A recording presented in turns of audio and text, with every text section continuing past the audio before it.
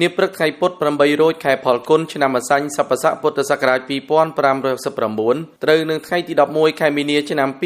2026នៅទីស្តីការក្រសួងឯកឧត្តមឆៃរិទ្ធិសែនរដ្ឋមន្ត្រីក្រសួងអភិវឌ្ឍជនបទបានអញ្ជើញដឹកនាំកិច្ចប្រជុំស្តីពីការរៀបចំផែនការយុទ្ធសាស្ត្រអភិវឌ្ឍហេដ្ឋារចនាសម្ព័ន្ធគមនាគមន៍ជនបទដោយមានវត្តមានអញ្ជើញចូលរួមពីសំណាក់ឯកឧត្តមរដ្ឋលេខាធិការប្រចាំការឯកឧត្តមជាថ្នាក់ដឹកនាំនិងមន្ត្រីជំនាញនៃក្រសួងអភិវឌ្ឍជនបទអង្គប្រជុំបានពិនិត្យនិងពិភាក្សាយ៉ាងល្អិតល្អន់ទៅលើទម្រង់នៃការរៀបចំផែនការយុទ្ធសាស្ត្រនេះឲ្យមានលក្ខណៈគ្រប់ជ្រុងជ្រោយនិងមានប្រសិទ្ធភាពដោយផ្អែកលើយុទ្ធសាស្ត្របញ្ញកោណដំណាក់កាលទី1និងគោលនយោបាយជាតិអភិវឌ្ឍជនបទ2025-2035របស់រាជរដ្ឋាភិបាលកម្ពុជាក៏ដូចជាផែនការយុទ្ធសាស្ត្រអភិវឌ្ឍជនបទ2024-2028សូមជម្រាបជូនថាក្រសួងអភិវឌ្ឍជនបទបាននឹងកំពុងយកចិត្តទុកដាក់លើការអភិវឌ្ឍនិងថែទាំហេដ្ឋារចនាសម្ព័ន្ធគមនាគមន៍ជនបទប្រកបដោយភាពធន់តាមរយៈការលើកកម្រិតគុណភាពធន់នឹងការប្រែប្រួលអាកាសធាតុនិងការថែទាំផ្លូវជនបទឲ្យមាននិរន្តរភាពដើម្បីសម្រួលដល់ការធ្វើដំណើរទៅទទួលសេវាសាធារណៈផ្សេងៗការដឹកជញ្ជូនកសិផល